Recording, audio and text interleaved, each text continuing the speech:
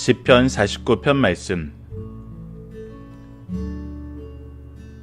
뭇 백성들아 이를 들으라. 세상의 거민들아 모두 귀를 기울이라. 귀천 빈부를 막론하고 다 들을지어다. 내 입은 지혜를 말하겠고 내 마음은 명철을 작은 소리로 읊조리리로다. 내가 비유에 내 귀를 기울이고 수금으로 나의 오묘한 말을 풀리로다. 죄악이 나를 따라다니며 나를 에워싸는 환난의 나를 내가 어찌 두려워하랴.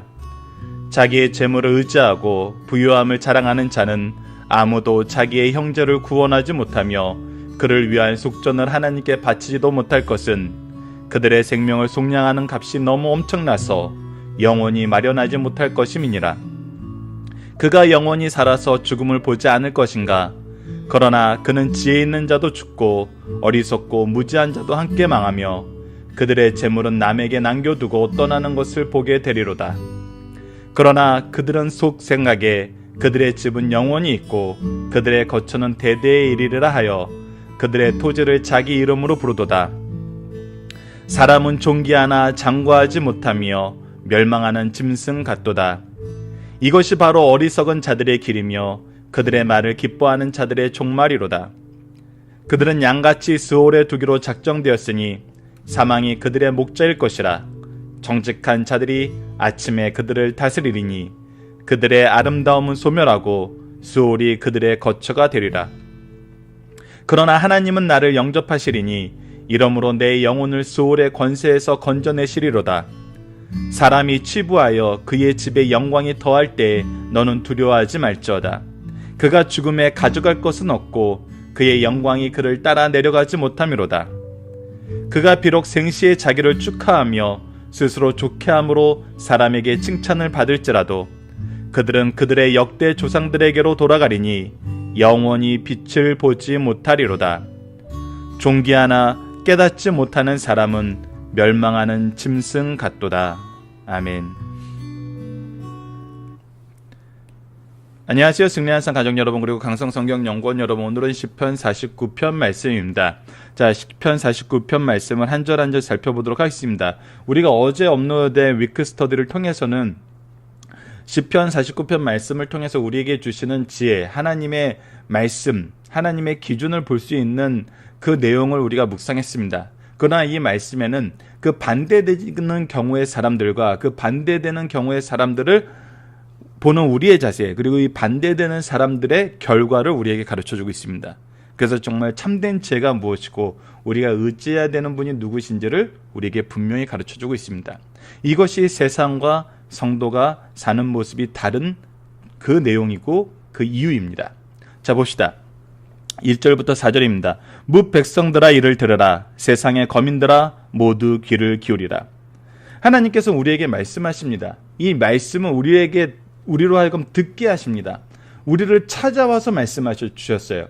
우리가 하나님의 말씀을 볼 때, 하나님의 역사하심을 볼 때 항상 하나님이 우리보다 먼저 시작하세요. 이것을 우리가 구속사적인 관점으로 볼 때 하나님의 준비하심이라고 표현을 합니다. 우리는 항상 하나님의 준비하심 속에 있어요. 그래서 하나님께서 이 말씀을 하시고 우리로 하여금 듣게 하시고 또 들은 자로 하여금 어떻게 하시죠? 나가서 전하게 하시죠. 그래서 이런 사람에게 나가서 전하게 하는 사람에게 무엇을 주세요? 사명을 주시죠. 사명을 주시는 것을 무엇이라고 해요? 동행하심이라고 합니다. 하나님이 우리와 함께 하세요. 그리고 이 동행하심을 통해서 무엇을 이끌어요? 결과를 이끕니다. 결과를 책임져 주시죠. 즉 뭐하는 삶이에요? 열매 맺는 삶입니다. 이것의 시작과 과정과 결과는 다 누가 이루시는 거예요? 하나님께서 이루시는 거예요. 만물이 주에게로 나오고 주로 말미암고 주에게로 돌아갑니다. 이 말씀은 정말 이 세상에서 우리가 깊이 있게 또 항상 경험할 수 있는 것입니다. 오늘 본문 말씀도 뭇 백성들에게 들으라 그러고 귀를 기울이라고 얘기하고 계세요. 우리를 먼저 찾아오시고 우리에게 말씀하고 계세요. 그리고 이 말씀을 듣는 대상들은 누구예요? 귀천 빈부를 막론하고 다 들을지어다. 온 세상 사람들에게 이 말씀이 허락되셨어요. 이 말씀에서 죄된 사람은 없어요. 들을 가치가 없는 사람은 없어요. 듣지 않아도 되는 사람도 없어요. 자, 그래서 우리에게 무엇을 가르칩니까? 지혜를 말하고 명철을 작은 소리로 읊조리면서 우리로 하여금 깨닫게 합니다. 우리로 하여금 이 지혜의 말씀, 명철의 말씀이 과연 그러한가 항상 살펴볼 수 있게 하세요. 그래서 우리가 이를 통해서 무엇을 알아요? 비유의 귀를 기울이고 수금으로 나의 오묘한 말을 풀리로다. 이 하나님의 뜻이 무엇인지 알게 돼요. 하나님의 계획이 무엇인지 알게 돼요. 하나님의 역사하심이 무엇인지 알게 돼요. 하나님이 나를 향한 하나님의 마음과 뜻이 무엇인지 알게 돼요. 다시 말하면 하나님의 준비하심이 무엇인지 알게 되고, 하나님이 동행하심이 나에게 얼마나 능력이 있고 무엇을 위해서 동행하시는지 알게 되고, 이 결과를 반드시 이루시는 하나님의 역사에 내가 쓰임받았음을 알고 오히려 겸손하고 감사함으로 나아가게 돼요. 기쁨과 감사와 겸손이 바로 우리가 하나님의 구속사의 일꾼으로서 하나님의 말씀을 통해서 사명을 받고 하나님의 결과를 이룬 데 쓰임받았을 때 우리가 나타나는 모습이에요. 자, 그때 우리에게 질문이 있습니다. 5절로 6절입니다. 죄악이 나를 따라다니며 나를 에워싸는 환난의 날에 내가 어찌 두려워하랴. 이 일에 두려움이 있다는 거예요? 없다는 거예요? 없다는 거예요. 왜? 하나님의 말씀이 나에게 있고 지혜의 말씀이 있고 명철의 말씀이 있고 그것을 뜻을 가르쳐주는 하나님의 능력이 나에게 있고 하나님은 항상 나를 위해서 준비하셔서 이 말씀을 허락하여 주시고 나와 함께하고 싶어 하시고 나를 지키시는 산성되심 우리가 시편 말씀 전반을 통해서 확인하고 있는데 내가 어찌 두려워하겠냐는 거예요. 그러면서 동시에 반대되는 경우에 대한 질문이 있습니다. 자기 재물을 의지하고 부유함을 자랑하는 자는.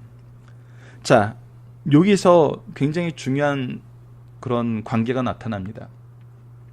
우선 하나님의 말씀에 귀를 기울이라 그러고 하나님의 지혜와 명철의 말씀이 무엇인지, 하나님의 비유의 말씀이 무엇인지, 하나님의 뜻이 무엇인지 얘기해주고 우리로 하여금 두렵지 않음을 강조하고 가르쳐주고 있는데, 그것과 반대되는 상황으로 뭐가 나와요?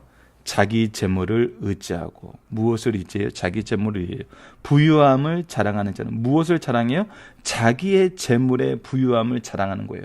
즉 중심에 누가 있는 거예요? 내가 있는 거예요. 중심에 하나님에 있는 것과 상반되는 것은 무엇이에요? 바로 중심에 내가 있는 거예요. 내가 있는 거예요. 이것이 바로 무엇입니까? 바로 죄입니다. 우리가 소열의 문답을 통해서 지난주에 말씀을 나눴던 것처럼 창세기 3장 22절에서 하나님의 죄악에 대한 하나님의 진단이 뭐였어요? 선악을 아는 일에 우리와 같이 하나가 되었으니. 즉 선악을 아는 일에 선악의 기준을 하나님의 기준으로 따르는 것이 아니라 하나님의 기준을 알고 그것을 인정하고 순종하면서 의지하는 것이 아니라 내가 돼버리는 거예요. 이 죄의 결과는 무엇입니까? 예, 죽음입니다. 이것을 우리에게 드러내고 있습니다. 이 죽음에 빠질 수 없는 인간의 존재가 얼마나 허무한지 우리에게 가르쳐주고 있습니다. 7절 말씀부터 봅시다. 아무도 자기의 형제를 구원하지 못하며 그를 위한 속전을 하나님께 바치지도 못할 것은. 자, 이 말씀은 우리가 전체를 보면 크게 두 가지 의미를 가질 수 있습니다. 자, 자기 재물과 부유함을 자랑하는 자들이 얼마나 세상적으로 볼 땐 능력 있고 정말 놀라우며 그들이 쌓은 업적을 사람들이 다 찬양할 수밖에 없는 그런 놀라움을 보여주는 모습이 있어요. 이것은 성경 말씀에서도 자주 나타납니다. 가인이 피신하여 성을 쌓고 그곳에서 젊은 청년 그의 자손이 라멕이 그의 젊은 청년을 죽이고 했던 얘기가 뭐예요? 가인을 위해서는 7배지만 나를 위해서는 77배라. 내가 하나님의 능력과 하나님의 심판보다 더 어미한 능력과 더 어미한 심판을 이 세상에 펼칠 수 있다는 거예요. 그것이 그들이 가지고 있는 자랑이고 교만이에요. 느부갓네살이 왕궁에 올라가서 정말 다니엘을 통해서 하나님의 경고를 들었음에도 불구하고 이 모든 영광에 자기가 도취되어 있을 때 하나님의 심판은 그때 임했어요. 그래서 우리가 가지고 있는 것은 너무나 무능해요. 그것이 무엇이든 간에. 그래서 그것으로 모든 일을 할 수 있을 것 같지만 결정적인 건 뭐냐면 구원을 이루지 못해요. 자기 형제도 구원하지 못해요. 더군다나 그를 위한 속전도 바치지 못해요. 나도 구원하지 못해요. 8절을 보시다. 그들의 생명을 속량하는 값이 너무나 엄청나서 영원히 마련하지 못할 것입니다. 그가 영원히 살아서 죽음을 보지 않을 것인가? 무엇입니까? 이 죄의 문제로 인한 죽음의 문제를 재물과 부유함으로 이겨낼 수 있냐는 겁니다. 이 말씀이 우리에게 주어진 지 수천 년이 지났어요. 여러분, 그 어느 때보다 더 많은 정보와 더 많은 영화가 드러나는 시대에 살고 있어요. 근데 우리가 이것을 확인한 적이 있습니까?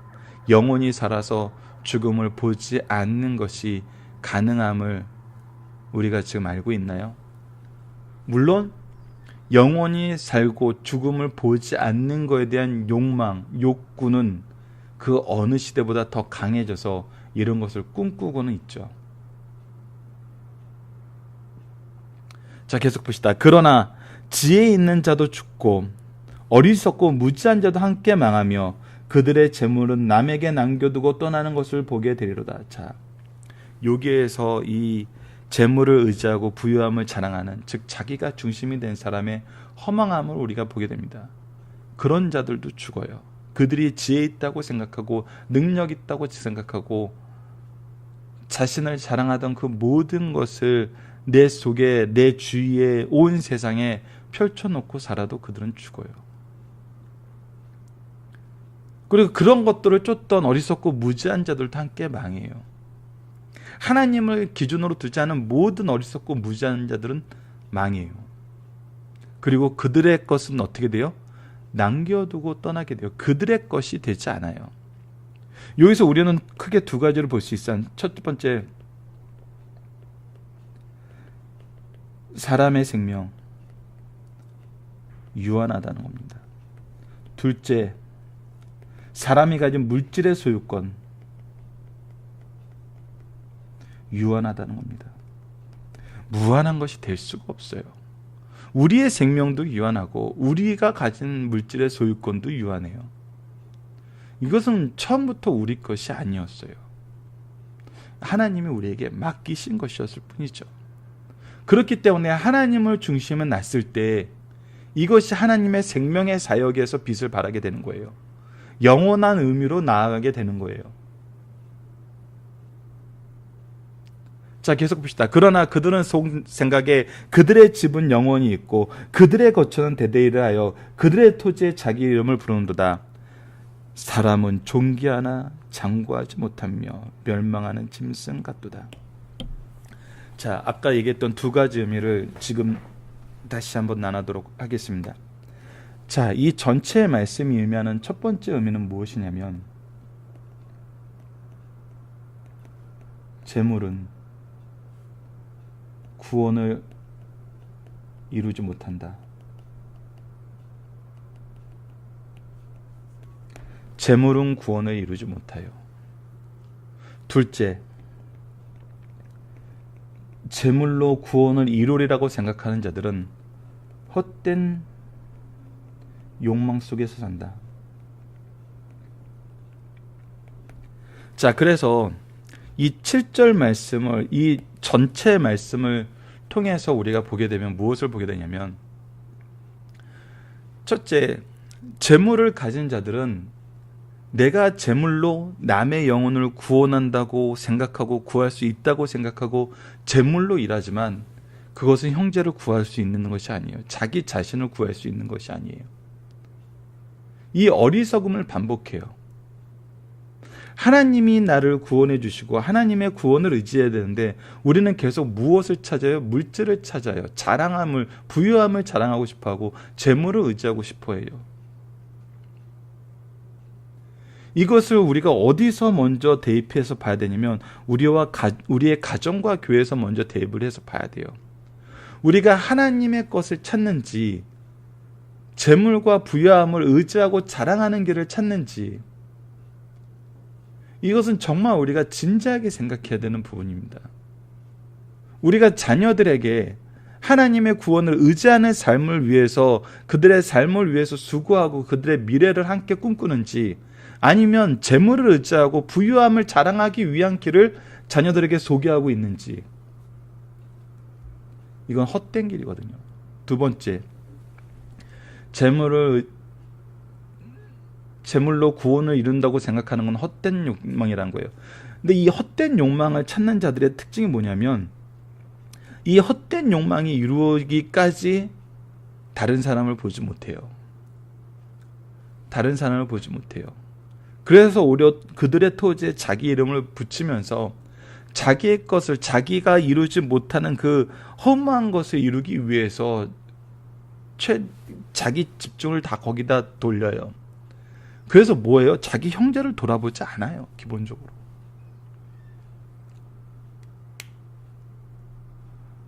그러니까 이거는 너무나 양쪽 방향이 다, 재물을 가지고 내 형제를 도울 수 있고 내 자녀를 도울 수 있고 내 삶을 구원할 수 있다고 생각하는 것 또한 너무나 허무한 것이고, 이런 허무한 것을 찾는 자들은 어차피 나 외에 누구도 구원할 수 없고 나의 구원도 확실하지 않은 상황이기 때문에 다른 사람의 구원에 관심을 안 가져요. 결국 하나님을 떠난 삶, 하나님의 목적에서 벗어난 삶을 살게 된다는 것이죠. 그래서 이것이 뭐랍니까? 13절. 이것이 바로 어리석은 자들의 길이며 그들의 말을 기뻐하는 자들의 종말이로다. 아무것도 없어요. 사람은 존귀하나 장구하지 못하면 멸망하는 짐승 같다는 것이 결국 확인될 뿐이에요. 자, 이 12절 말씀 조금 전에 보지 않았는데, 사람은 존귀한 이유가 무엇입니까?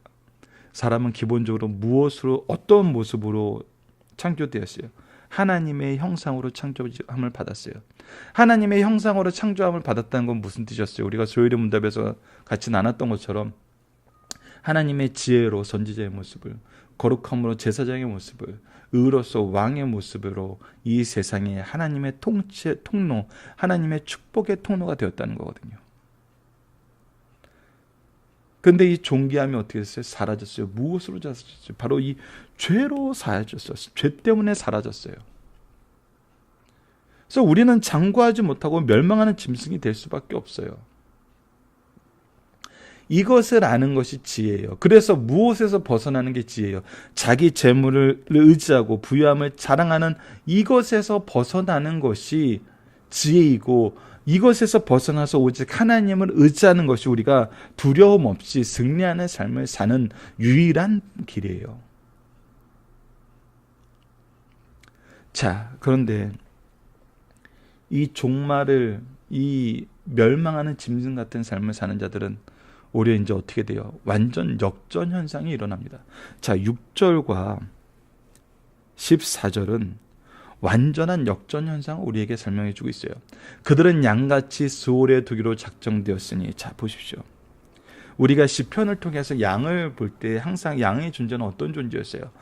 공격도 방어도 할 수 없는 가장 연약한 존재에 대한 표현이 바로 양 같은 존재예요. 그들은 처음에 어떤 사람이었어요?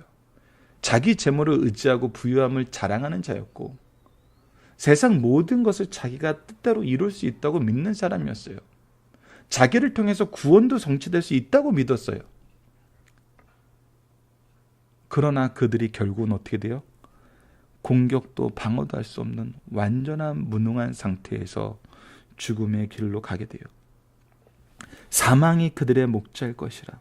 오히려 이들은 죽음으로 가는데 이 길을 갈 수밖에 없는, 그들의 목자가 사망인, 정말 너무나 안타깝고 불쌍한 상태에 놓이게 돼요. 그래서 무슨 일입니까? 정직한 자들이 아침에 그들을 다스리며 그들의 아름다움은 소멸하고 수월이 그들의 거처가 되리라. 하나님을 의지하는 것이 세상에서 볼 때는 미련하고 어리석은 길 같고 의미 없는 일 같지만, 우리가 보게 되는 건 뭐예요? 완전한 역전 현상이에요. 그들은 사망에게 끌려가는 양 같은 존재가 되고, 오히려 우리는 하나님의 통치 안에서 통치의 통로가 되고 은혜의 통로가 된다는 것입니다. 자, 마지막 부분을 봅시다. 15절에서 20절입니다. 그러나 하나님은 나를 영접하시리니 이러므로 내 영혼을 수월의 권세에서 건져내리시로다. 아멘. 이것이 우리의 삶의 결론입니다. 하나님께서 나를 맞아주세요. 영접하신다고 해주세요. 나를 높이시는 거예요. 하나님이 나를 위해서 준비하시고 나와 함께 하시면서 결과도 책임지셔서 하나님의 역사에 동참하게 하신 것뿐인데, 하나님은 이것을 무엇으로 여겨줘요? 내 영광으로 여겨주세요. 내 의로 여겨주세요. 이것이 하나님의 선물이에요. 하나님이 우리를 대하시는 모습이에요. 그래서 우리에게는 무엇이 없어요? 두려움이 없어요.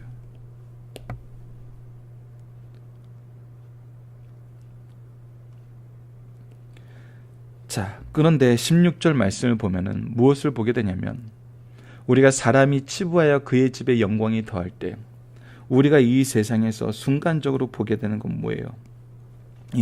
6절 말씀이 정말인 것 같은 바로 그런 삶이에요. 그리고 그것이 우리가 이미 여러 말씀에서 확인했던 것처럼 대개 이것을 인정하지 않고 이것을 의지하지 않냐는 하나님의 사람들은 이들은 어떻게 해요? 공격하기를 좋아해요. 우리를 둘러싸길 좋아해요. 그러나 그때 어떻게 하라? 두려워하지 말라. 좀 더 구체적으로, 좀 더 가까이 있는 표현으로는 부러워하지 말라. 그가 죽음에 가져가는 것이 없고 그의 영광이 그를 따라 내려가지 못함이로다. 얘기했지만 아까 이 두 가지, 사람의 생명은 유한하고 사람의 물질에 대한 소유권도 유한해요. 우리는 분명히 이것을 확인하고 살았고 확인하며 살고 있습니다. 그리고 이것은 미래에도 확인하게 될 내용이에요. 18절, 그가 비록 생시에 자기를 축하하며 스스로 좋게 함으로 사람에게 칭찬을 받을지라도, 정말 그가 스스로 의롭다 생각하고 그의 기준으로 사는 것이 지혜롭다고 생각하며 이것에 사람들의 호응을 받고 사람들에게 칭찬을 받았을지라도 그들은 그들의 역대 조상들에게로 돌아가리니 영원히 빛을 보지 못하리로다. 존귀하나 깨닫지 못하는 사람은 멸망하는 짐승과 같도다. 이것은 12절 말씀의 반복입니다. 인간은 존귀한 존재예요. 근데 이 존귀함이 무엇에 기초한 거예요? 바로 하나님에 기초한 거예요. 하나님을 통하여, 하나님이 세우심으로, 하나님이 역사하심으로, 정말 창조의 목적에 맞게 하나님의 영광을 위해서 사는 때 우리는 존귀해요. 그러나 우리가 죄악에 빠져서 전적인 무능력 상태에 있고 하나님의 은혜가 아니면 구원받을 수 없다는 것을 깨닫지 못하고 자기 자랑과 자기 의지에 둘러싸여 살게 되는 경우에는 결국 멸망하는 짐승과 같다는 것을 오늘 본문 말씀은 가르쳐 줍니다. 자, 본문 묵상하기를 보도록 하겠습니다. 성도는 하나님을 통해 받은 지혜, 명철, 비유와 오묘한 말을 누구에게 전하나요? 이 말씀에서 예기적인 사람이 있나요? 모든 백성, 모든 사람들에게 이 말씀에 예외적인 사람이 없어요. 귀천 빈부를 막론하고, 자, 성도는 이 지혜를 통해서 무엇을 확신하나요? 나를 구원하실 구원이 이곳에 있음을 내가 확신해요. 환난 날의 두려움이 사라져요. 그래서 3번, 자기 재물을 의지하고 부유함을 자랑하는 자들은 결국 무엇을 경험하나요? 그들이 자랑하고 그들이 의지하는 그 모든 것이 자기를 구원할 수도 없고 자기 형제를 구원할 수도 없음을 깨닫게 돼요. 그래서 결국은 자기가 자랑하고 의지하던 것들, 그것도 나에게 영원한 것이 아니고 나의 생명도 영원한 것이 아님을 깨닫게 돼요. 자, 4번, 이것을 깨닫지 못한 자는 스스로 어떻게 생각하면 무엇을 하기를 즐깁니까? 자기는 영원하다고 생각하고 그의 거처는 대대에 이를 거라고 생각하며 자기 이름을 드러내놓고 남기길 좋아해요. 자, 하나님 없는 인생은 어떤 존재입니까? 예, 멸망하는 짐승과 같습니다. 결국에는 어떻게 됩니까? 이들에게는 정말 그 죄의 값으로 인한 사망의 길에서 벗어남이 없는 정말 망하는 길만 남게 됩니다. 그들이 일순간 부해지는 것처럼 보여도 사람들이 그들의 길을 찬양하고 그들의 길을 따라가는 것이 옳은 것이라고 생각하는 삶을 살아도 그것은 뭐예요? 멸망하는 짐승과 같은 길이란 겁니다. 오직 구원의 길, 생명의 길은 누구로 말미암니까? 바로 15절입니다. 그러나 하나님은 나를 영접하시리니 이러므로 내 영혼을 수올의 권세에서 건져내시리로다. 아멘. 중심사상 하나씩 보도록 하겠습니다. 시편 49편의 시자는 하나님과 천하 만국과 관계를 생각하며 찬미하며 표제는 고라 자손의 시 인도자를 따라 부른 노래입니다. 시편 49편의 배경을 보면 저자와 저작 시기에 관한 정확히 파악하기란 불가능합니다. 그저 저자가 고라 자손의 한 사람이라는 정도밖에는 더 알 수가 없어요. 일부 학자들은 사울이 다윗을 반역자로 몰아 죽이려 할 때 다윗을 따르던 경건한 고라 자손 중 한 사람이 쓴 것으로 보고 있습니다. 사울에게 아첨하고 다윗을 반역자로 몰아 사울의 환심을 사서 충성함으로 사울의 사랑을 받아 부귀를 누리는 자들이 있었어요. 자, 이 말씀의 배경이 만약에 이 다윗의 배경과 동일하고 고라 자손이 정말 다윗의 일생을 통해서 보게 된 내용이 맞다면은 우리는 지금 무엇을 보는 거예요? 우리가 앞에서 예를 들었던 가인성의 지도자가 되었던 라멕이나 바벨론의 왕이었던 느부갓네살보다도 못한 자들이 이런 삶을 산다는 거예요. 오히려 의를 행해야 될 사람들이 악을 행할 때 그 악을 옹호하고 더 악을 가속시키면서 나아가는 자들이 오늘 본문과 같은 삶을 산다는 거예요.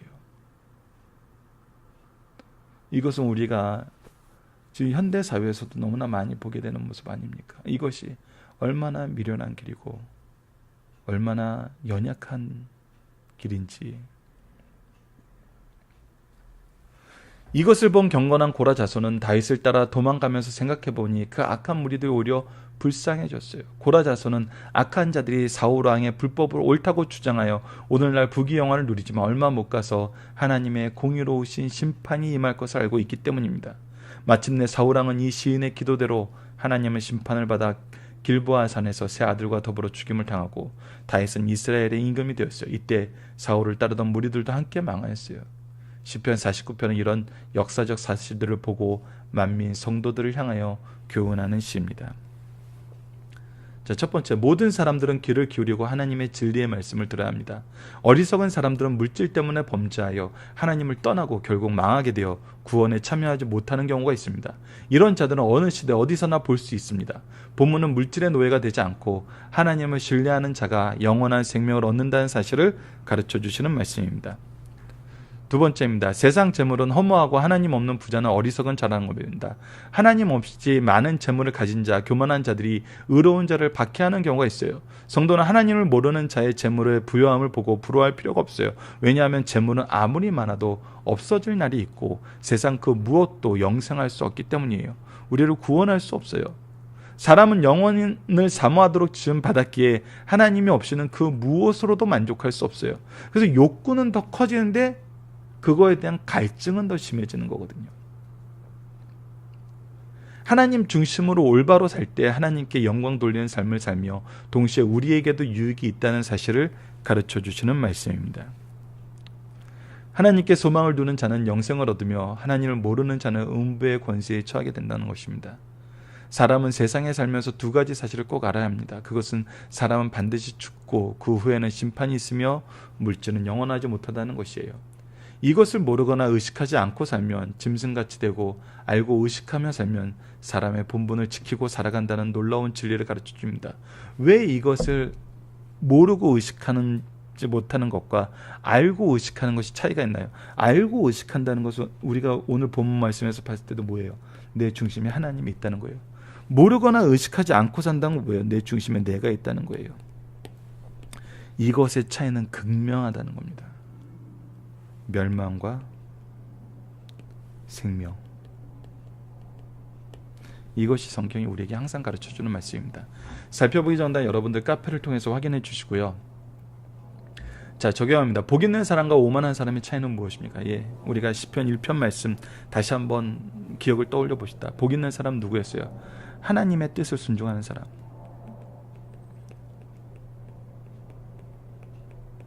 이것을 기뻐하는 사람. 이것을 가르치는 것이 바로 소유문답 1번입니다. 오만한 사람은 뭐예요? 하나님의 뜻을 거부하는 사람, 하나님의 뜻을 싫어하는 사람. 이것이 멸망하는 자들의 모습입니다. 오만함은, 하나님을 향한 오만함은, 모든 오만함은 결국 하나님을 향한 오만함이 돼요. 결국 하나님의 뜻을 거부하는 것으로 나아가는 것이 바로 이 오만함이거든요. 이것을 우리가 정말 잘 기억하면서 복 있는 사람으로 산 우리 승리하는 삶 가족 여러분들, 강성성경 연구원 여러분들 되었으면 합니다. 성경은 주님과 함께하는 삶이 어떠한 삶임을 가르쳐주나요? 하나님의 지혜가 있는 삶, 말씀이 있는 삶, 말씀의 역사가 있는 삶. 즉 오늘 우리가 본문에서 봤듯이 하나님이 우리를 쓰시는 모습 중에서 하나님의 준비하심 속에서 살고, 하나님의 준비하심을 누리면서 살고, 하나님과 동행하는 삶을 살면서, 동행하는 삶에서 능력이 나타납니다. 하나님의 능력이 우리를 통해서 세상에 나타나게 돼요. 그리고 결과를 이루죠. 자, 이 결과는 무엇입니까? 생명을 구원하는 복음의 길이에요. 여러분들, 우리에게 만족을 주는 삶은 바로 이 삶입니다. 이것이 바로 하나님의 영광을 돌리는 삶이거든요. 이것이 하나님이 원래 우리를 창조하신 목적에 맞는 삶이거든요. 그래서 이때 우리가 정말 놀라운 만족을 누리게 돼요. 그래서 목회자의 직분이 참 복되다라고 할 때 그 이유 중에 가장 정말 5손가락 앞에 꼽히는 것 중에 하나가 바로 이겁니다. 우리의 사명이 내외적으로 공식적으로 선언된 것이 무엇이냐면 바로 생명의 복음을 전하는 직분이라는 거예요. 모든 직분이 결국 생명의 복음을 전하는 직분임을 우리는 고린도 전후서를 통해서 확인했어요. 그러나 내외적으로, 내적으로나 외적으로, 이것이 교회 안에서 내외적이 아니라 세상 안에서도 우리는 목회자의 길은 무엇이라고 인정받고 있어요? 생명의 복음을 전하는 사람들이라고 인정받고 있어요.